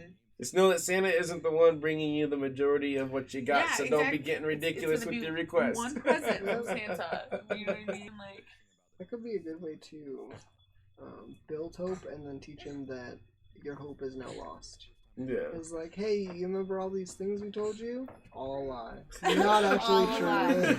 Just have his hope come down like, what? My world's Sometimes it over. also feels like something of imagination, and when you get older, it's not like, I didn't say it's like, you lied to me. It was more like, I get it. It was something for you to get Excited entertained about, with, excited yeah. about, like, Yeah, you there's know, a whole you tradition know that, to it like, and everything. You if know, you're I in act good school, all year you and get a then- whole week off, and Right, you're gonna you do know. all these things, and Santa's at the top of your list. You yeah, know? you're like, I'm on the good list, on the nice list. Just Yep. Like after the Halloween, it's like, all right, Santa, let's go. Mhm. We're ready. There's a holiday. Yeah, I though. told her we couldn't put up the tree till after Thanksgiving. Yeah, Allie. And then, what's wrong with that? I don't see anything wrong Yeah, with that. I know. That's when, like, most people I know, including my own family, do it. Yeah, Yeah. because They those do. people don't give a crap about Thanksgiving as far as a That's not decorative true. holiday. No, as it's far as like a decorative tradition. holiday. It's like a tradition to put up your Christmas decorations on Thanksgiving because the entire family's there. You can all do it together. Well, yeah, Okay, but at there's the 4 end of the houses. Thanksgiving day, maybe. But like, I'm talking like, and people literally will start hanging up Christmas decorations before Halloween sometimes. That's I've a little literally, much. I've But literally Like, seen that, but before like, Halloween, yeah. halfway through November, I don't see anything wrong with putting up your Christmas tree. Same. You know, and then you want to put up some of your Whack. ornaments. It's also because we have a little. We just recently, we're not gonna be able to put up our big tree. We had a little Charlie Brown Christmas tree at the trailer because of our fucking cats. We have a little one. Yeah, that's what I'm saying. Well, this was literally a Charlie Brown one. It was like called the Charlie Brown Christmas tree. We got it at Oh my gosh, Walgreens, that's cute. and it had one ornament on That's it. We have one we're gonna replant. We just don't know where. Yeah. It's a Colorado blue spruce. Nice. So we're just gonna replant it somewhere. That's pretty Nice. cool. Yeah. Taking your sock off? Yeah, I want my feet. My toesies. They're foot prisons. He Okay, you can have this one. hates them. He doesn't like to have socks on his feet. Nope. My sister was the same way. Today's been like a record for how long his socks have been on. They had, but also he had pants on that, Yeah. and he was on the floor and being held all day. So He didn't really have the opportunity to take them off. yeah, Had a big day. He has. he's in. Yeah, he had to go see all the grandmas. And then last a couple week. days ago, on Thanksgiving, went to see my family in Des Moines. You got stuff between your toes. We had a lot of excitement this last week. Has been held the whole time. That's what I'm saying. Yeah. So he's just. I'm surprised that he's been like all over the place today because he seems like he's like just such a good baby. He is though. Like Most of the time. when he's hungry and when he's tired, he turns into a demon. Little gremlin. He just like goes from 0 to 100 like that. Like when he's hungry, it's like he hasn't eaten in ever. It's like you think that we starve him. Like he starts to like actually cry sometimes. He gets really red and he's just like, rah! Well, he doesn't cry a lot. He just talks. Yeah. Sometimes he'll just whine and like he'll look over at us to stop. And then it's like look away from us to start whining again and just like look at us and stop and it's like, bruh. What are you doing right now, buddy? Like I'm planning it out, Dad. So I feel like he's learning Yeah. he's learning that he's super adorable and he can use it to his advantage. Yeah. He's learning how to manipulate us. That's what it is. Getting smart on you. Right? He knows I can't say no to him. and then one day you're gonna have to. Yeah. And It's gonna break my heart. He's saying that I'm probably going to be the disciplinary most of the time. Yeah, she's gonna be the disciplinary parent. Like, unless it gets, like, too reckless or, like, does something, like, super wild, like, I'll probably be pretty lenient with them. For the most part. Like, I'll catch him, like, sneaking back home late and just be like, alright, just don't tell your mom, and I won't tell her. That's just the way it is with boys. Moms are just like, you better not cross any lines here. You know, like, You know better, I run you know what I the mean? show here. Your And dads are like, man. yeah, you know, don't be stupid. Come back and tell me all about it, as long as you're not, like, too stupid, you know? Like, I also feel it's like some people don't realize it until like you have a kid or you live with a kid or something or you see the dailies. Kids are not stupid by any means. They're incredibly smart and they know exactly what they're doing. Yep. So it's like when my 4-year-old throws himself to the ground, it's not because it's because he's 4. Boys will be boys. No, it's because he's being an asshole. and he knows Like- that he's throwing a fit. He knows that he's trying to get what he wants. And that you're in public, and you know, it's, Yep. you know, he doesn't. You don't want to. You're gonna give him what he wants so that he doesn't embarrass you. He's like, no, I'll walk the fuck away. Yeah. You're gonna come or you're not. Like, Yeah. That's how it was in my house. yeah. I'm leaving. I'm sorry. Right. Bye. Yeah, I can make him a small bottle. Okay. Yeah, there's a lot of.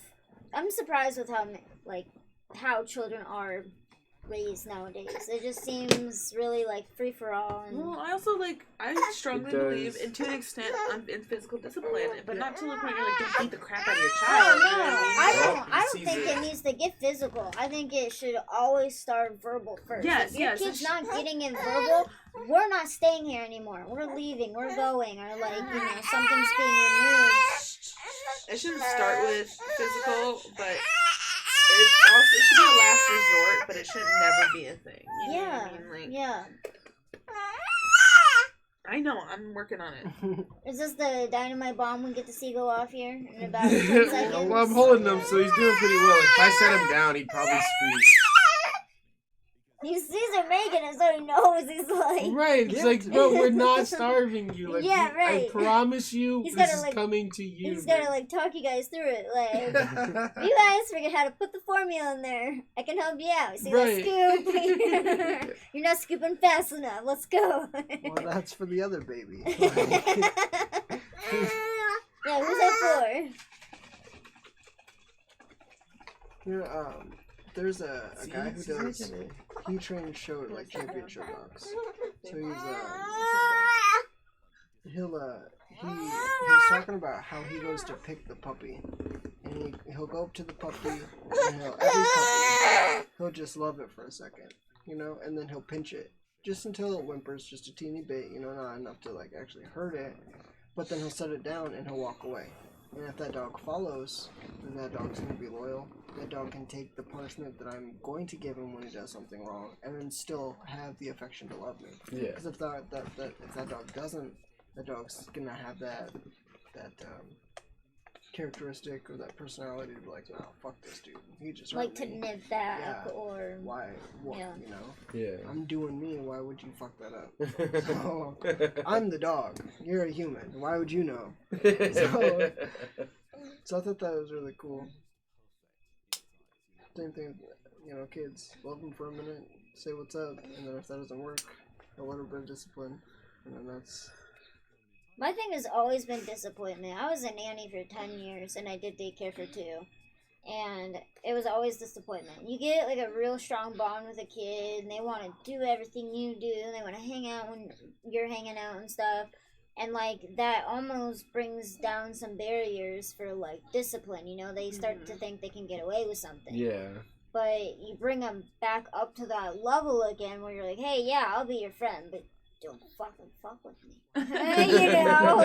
They just, I don't know, I was always able to get every child in any daycare room to that level.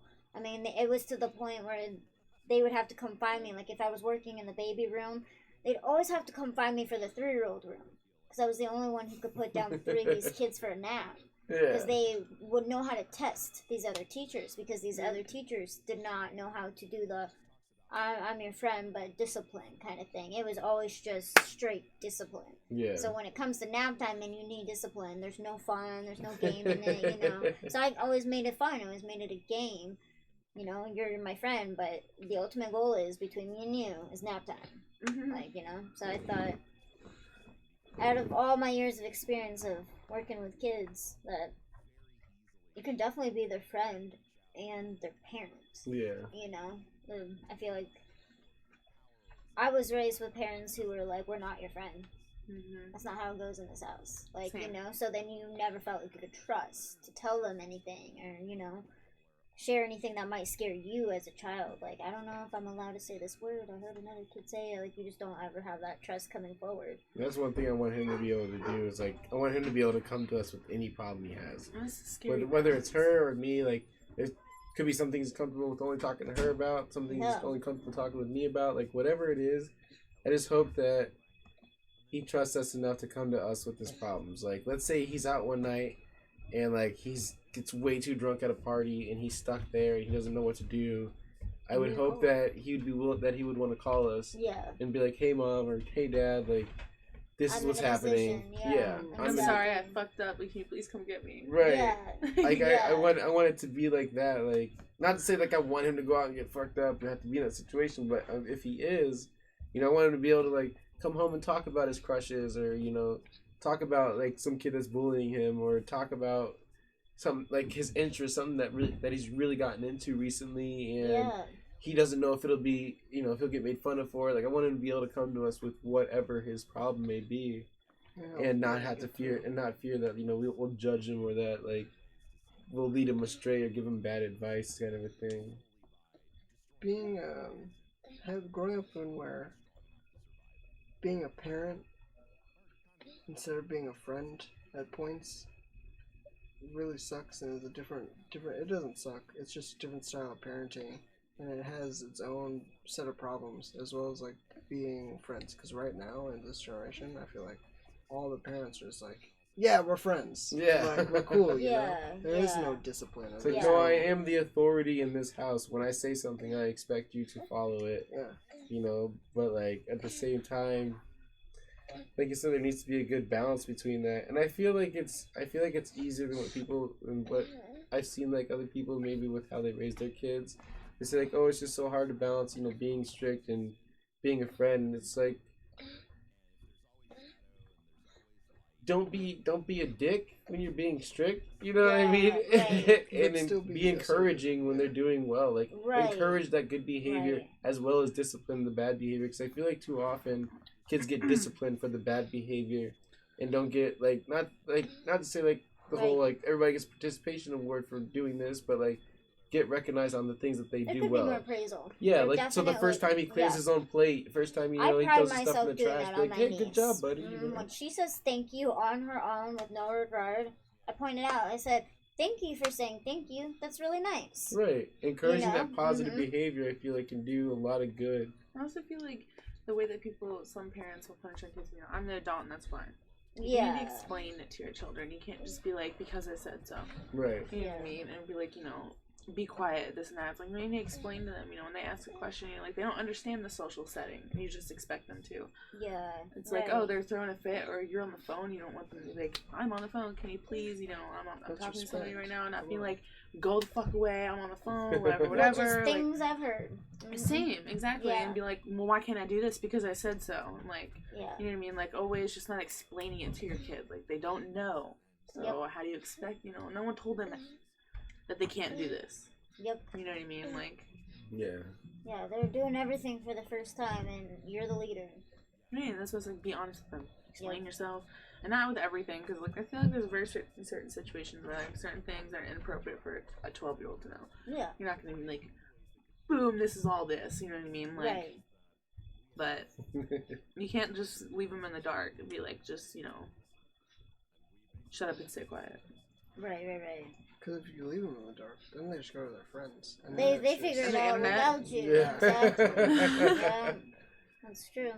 And maybe not the right information either. It could be false information that they're reading somewhere and hearing from someone. Or they don't know, like they think that they're doing a good job doing it by themselves, you know, and then they get into trouble because they had confidence. They were like, I didn't know, and I did it myself, and I'm pretty sure this is right. Trial and error, and it's error. Being like with those full parent households, once you hit that 18 mark, I feel like be that parent friend, but like once you're 18, it's more friend and parent. Like you want to be there for that kid and have that connection, but still be that parent. Like, hey, I'm still here if you need me. More of a guide rather than like being telling them what to do. That's why I feel like parenting really is like, to an extent, like I feel like it's nature over nurture. You know what I mean? Because it's like I feel like you are who you're gonna be. You know what I mean? Like, the best that a parent can do is just kind of guide them in the right direction. Right. Obviously, you see them killing animals, do something about it. Right. But, like, you know what I mean? Like, your kid wants to be gay, and you're not okay with that. Like, you don't need to push them one way or the other. You know, like, you don't agree with who their friends are. Like, that sucks. I think anyone who has an idea that they want to be a parent and they think they do at some point in their life, I think the very first question they need to sit down and answer to themselves is, can you handle your child doing whatever it is that would disappoint you or upset you, like, to the extremity? Right. Like, could you live with yourself? Would you be, and if you can, then that's something I think you need to work on within yourself. Like, if you could, if you sat there and said, you know, I don't think I'd be able to handle my child being gay, well, then you need to sit there and ask why, and you need to figure out right now what you would do if that were your life story. Right. Like, I think that's a big thing that parents need to overcome before you go and have them.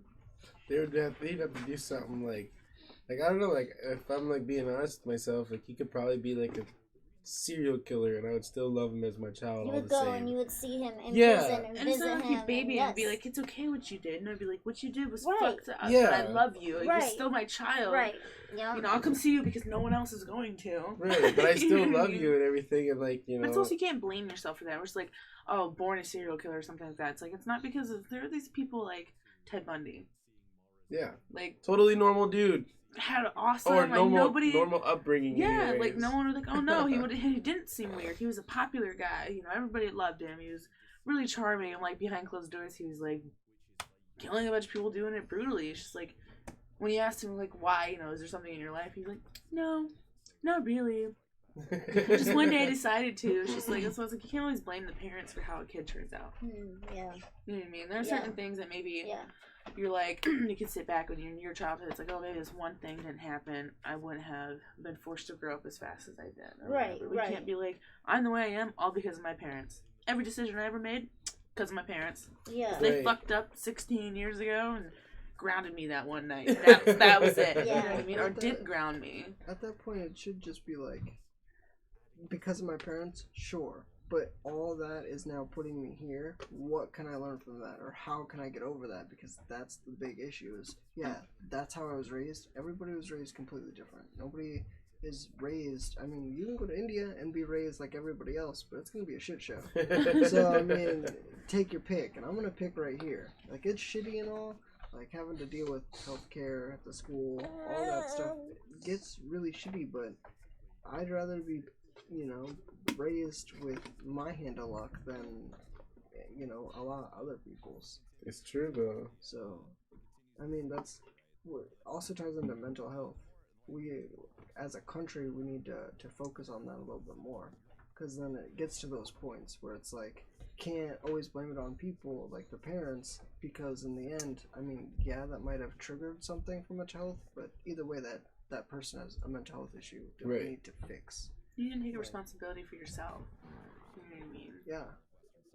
And like, you can't now, because if you do, it's like, you're still fucked up. We don't want anything to do with you. Well, yeah, the way it is nowadays is it's always somebody else's problem. It's always somebody else's fault.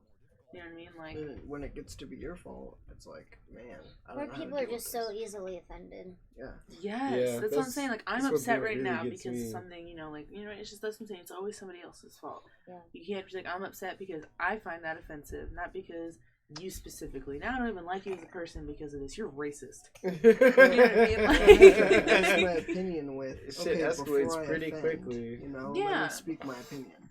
Like, I shouldn't have to do that. Right. Like, it's somebody's opinion, and if you get offended over it, we can have a creative discussion over it. You don't have to fight me on it. And it's not that person's fault that you're offended, though. You know? Yeah. Like, unless it's intentionally, like, I don't like your beard. Yeah, I'm not. Like, you're intentionally being mean to somebody, you know what I mean? But, like... But then you're being mean. You're being rude. You know, It's not. You're not being offensive, like, inherently, you know. You're just being a dick. Yeah. Just because my opinion, you don't agree with it, and it offends you, it doesn't make me a bad person. Like, Right. Or I have to censor myself. It's like, don't offend you. That's a big thing for current day, I feel like. It's terrible. It's so big, like it's such a crazy like escalation from like little things to big things. Are you done? You guys want to be done? You see that? Can girls rest bare feet up towards up camp? No. Yeah. We cannot. I just let comments, unless I'm streaming, I just let comments be their thing. It's like, because we're talking, having a thing, so I don't want to be like, alright, hold on. Unless they have a question, you know, Yeah. then I'll stop and be like, if it pertains to the thing. Yeah. Like, me and David were talking, and we talked about sports, and it was like, so, yeah, your thing is, like, your plan's this, but that's not gonna work. What about this? And then I was like, hold on, let's actually talk about that, because here's something we didn't think about. It's now something we have to learn, research, and figure out. Relevant information. Yeah. That's the whole point of it. Just to learn stuff. Also, my presidency run. I can use these topics, go back and be like, hey, we figured that shit out. Here we go. So. Yeah, I overheard her, what would it be, father-in-law? No, my stepdad? Yeah, sorry, your father. Yeah, my father-in-law. Okay, yeah. So her And stepdad my grandpa. and her grandpa were talking politics, and like, I wanted to jump in. I just wanted to give my opinion so bad. But you didn't. I did it. And it was just like, so I just sat there and listened to their conversation, and I just kept thinking to myself at like different points, like, what? Like, I could easily counter what you just said. My grandpa's a very close-minded individual. And then, like, my stepdad's just, I agree with him on most things. Like, I just overheard, he's like, he's a creepy old man. It just made me laugh. I think he's talking about Pence. Yeah. Mm-hmm. Yeah, he was talking, because her grandpa was like, he's like, I'd rather have Pence. yeah, he's like, I disagree with basically everything Mike Pence is about, but, like, I'd rather have him than Trump, and because he's sane, and it's like... Well, at that point, put Hillary in office. Right! Fuck. You know what I mean? Like... But it's like, from my perspective, it's like, you clearly haven't seen any of Mike Pence's, like, like some of his campaign speeches, like, he is, like, every bad thing they say about Trump is basically Mike Pence. Like, he's, as far as I'm concerned, he's not a great guy. He'll like, Trump will say this shit, you know, and then, like, talk it out, and then be like, yeah, I did that, like, media press. Pence will be like, hey, I did that, or I said that, and I just did that. So right. now you're knowing, like, and it was bad. So. You know, it's just, I feel like politics, like, I kept myself from saying anything. Her grandma came over and was like, because they were all three talking about it at first, and her grandma came over and was like, I have to get away from them. They're talking way too much about politics. Over there. It's like, I just made the decision not to engage into it. Because, you know, I talk politics with my friends all the time. Why do I want to do it on the holidays? Yeah. Around people that I'm not as close to with my friends. Like, with family, though, and, like, when you're at certain things, like a burn or, like, a party or holidays or with my family, like, I feel like religion and politics should just be off top. Like, yeah. Don't no touch one's them. allowed. No. Like, I'll talk theologically. Like, I'll talk about religions. Like, I won't talk about specific, like, differences of views unless you want to put it in the context of like, oh well, this religion believes this religion believes this. Facts, I don't want to argue with you about the merits of Christianity to Islam or vice versa. Yeah. I don't want to argue the merits of it or have you try to convert me or have you try to like be like, oh well, this is why you should believe in this. No, it's like I'll have a discussion about religion, but like about religion. Factual instead of We opinionated. got rules to this. Right. It's still the holidays. I still have to sit next to you when we eat. Right. So. But with politics, it's way different. It's like, especially with families, because like as much as you like, sometimes their opinions are just like fuck you. Like, how could you even? What the hell? Yeah, and they get very mad at each other, and you have to turn around and eat dinner with each other. Like, right. I know you're about to stab me in the back. I don't want to be here. Right, and like half my family is one way and half my family is the other. So it's just like it's a reason we don't bring it up. And most of the time, my uncles, of course, and my stepdad, they love talking about that crap.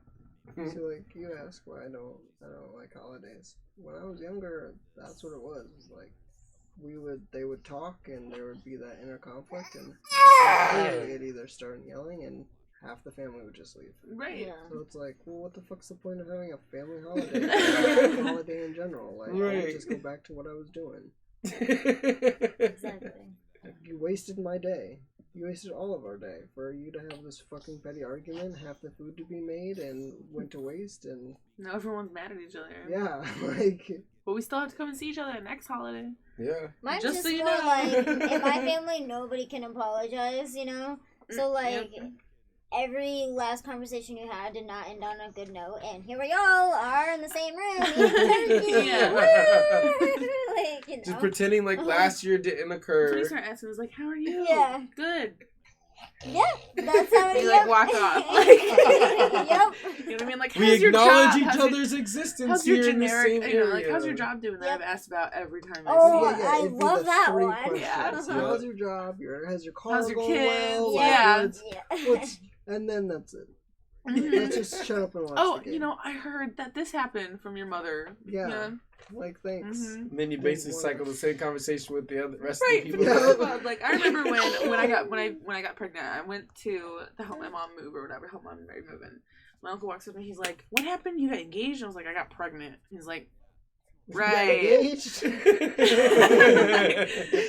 Congratulations on that, and like walked away. I was like, "All right, cool." Her family's hilarious, though. They're reckless. They are hilarious. Yeah. Is that so? Is that so? Is that so? Is that so? I thought for sure he was getting tired. He was about to pass out, but I think it's just because he's not home. Yeah. He's got new things going on. That's what Macaque loves to come down here. Yeah. And be like, what is all of this? What is going on? I could have gone downstairs. What? Now is this? It blows my mind every day. It's crazy because, like, so when you guys were... Weird question. Anyway, so you guys had him... When you guys were at that point of conception, as you were as people, as that DNA stands, that is cut in half and then transferred into him. So as that point in time, do you guys feel like you guys were great people to have a kid? I don't know if, like, great. What do you It's mean, just like, so we're, personality-wise, mistakes we've made, or, like, our DNA? Because I think we're both pretty attractive people, but I don't know about if you're talking about, like, if he's going to get our personality He's saying traits. that, like as far as how my you ability are to in be a the parent. moment when conceiving is happening is like a part of what your child gets. So like if you're like really happy and on like a good note in your life and you're really positive mindedly set, like That changes your DNA. That's part of the DNA that the child gets at that Because time. when you're super depressed and have it, that also alters the way your DNA is coded, and then that can fuck with you. As well as, like, there are resting traits, so down the line of either generations within the DNA, or even cancer. Like, that DNA strand gets triggered to turn on, which then completely turns the RNA and switches the code out for whatever reason. So I think we're both in a pretty good place. Like, we had just came back. What was it? Just came back from Colorado. Got the trailer. Well, I'm just saying, kind of order of things that led up to him. We being were in the conceived. trailer. Oh, I was gonna say we were in the trailer for about a year before all that happened. Before Justine moved away to Colorado. Right, but like that whole year, like things were really great. Yeah, I mean, We you had a bought lot your of great car. times. Fucking, we got the trailer together. We got together.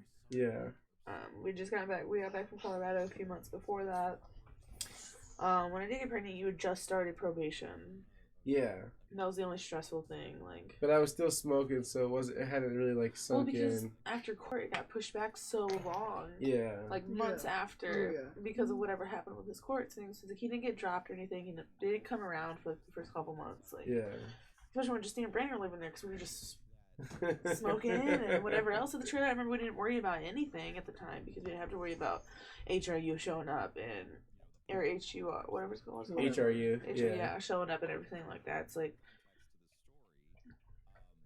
So it was just like, at that point in time, I think we were in a really good place. Which is why, like, ultimately we did, follow through with the pregnancy and have him because we decided, like, plus I wasn't, like, really not trying in a way. Where I just wasn't really taking care of it because I had also been on birth control for so long. Like, I had complications and I had to. Yeah. Be on hormone shots, which is why I got pregnant. Mm-hmm. Like, so like, I mean, we had like a whole conversation about hypothetical conversations about if I know. Yeah. Like before we knew that she was pregnant, like we had already had like hypothetical conversations about. Because I got off birth control. Yeah, and so when she came in and was like, "I'm pregnant," it was basically like 10 minutes, and we had solidified our decision that we were gonna have. A little bit longer than that. I cried for a while. I feel like it was. Well, yeah, I guess a little bit. I cried for a little bit because I came out. I was like, "I'm pregnant." Are you sure? And I dropped to my knees and I was like, "Yeah, I'm fucking sure." Yeah, but then like when we talked about it, it was about an hour didn't later. Take too long it was for about us an to hour conclude. because we called Holly first. Yeah. Holly. Yeah, and then my mom, and then your mom was the next day, right? Because it was really late. It was like 10 o'clock at night. That's why I said like we sat there and talked for like an hour. Yeah, I guess you're right. No, studies have been done where it's like at the time of conception, both parents were like crazy depressed, and that basically just gave their kid depression later in life. Like they had a higher rate of having depression, and that kid had like crazy depression. Yeah, no, I think we were doing. I was in a good place. Yeah, so it's a weird question to ask. It was right around Justine's wedding. Must have been like. It was. I think we got pregnant. The night of Justine's wedding because I was really messed up that night. I remember jumping your bones and shit. So it's like pretty sure because if you track it back with my due date and when he was born and everything like that, like, it was the day before our wedding. Yeah.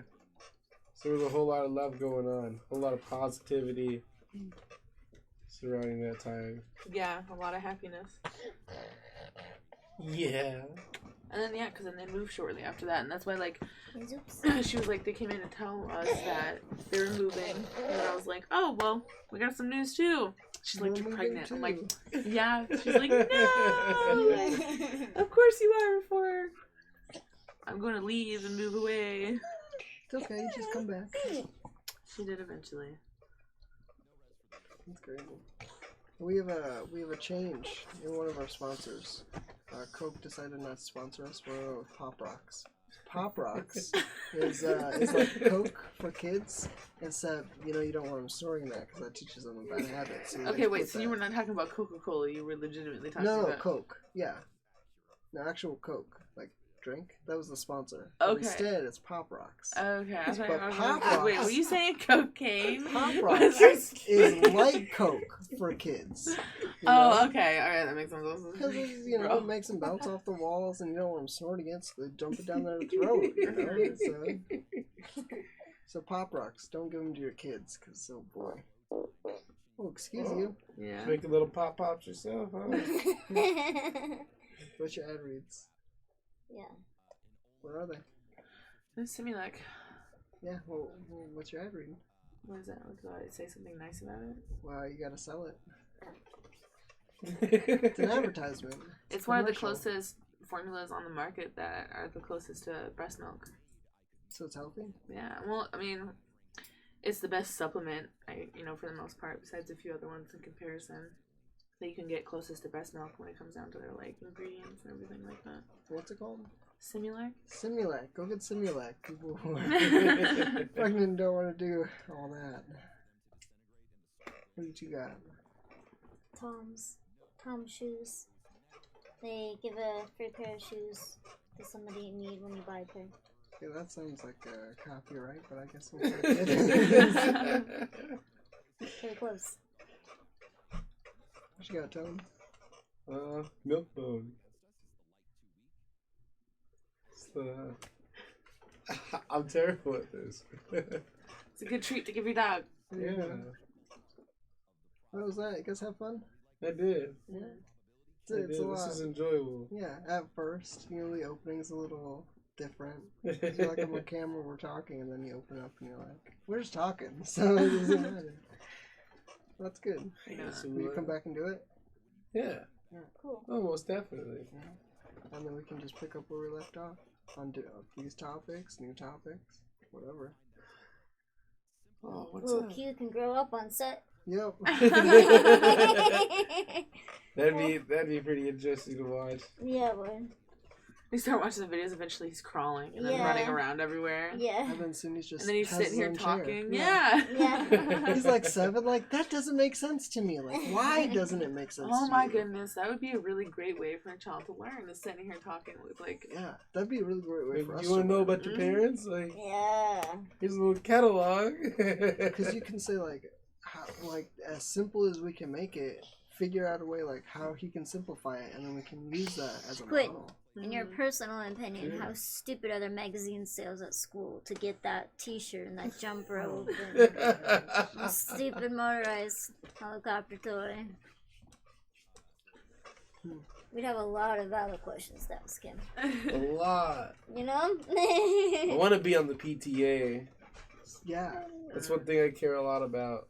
I want to be active in like his school life, and I don't know, personally, I just feel like there's a lot of things going on in schools that like they're trying to get through without having to inform parents, and it's like I'm very skeptical of it. Like, I'd rather be there knowing and maybe be Yeah. in charge. So at least yeah. I'm, you know? Like I don't want you trying to teach my kid like morals and like ethics and ideas. I want you to educate them on factual information. I don't want you to like impress Just your opinions. thought. Yeah, your opinions and on my child. I want you to teach them shit. Yeah. Like, you know, in any kind of capacity. It's like I just want you to teach my kid stuff academically. That's it. He can go to college and take an ethics class if he wants, but whatever. Whatever. But, alright, guys. That was fun. Have a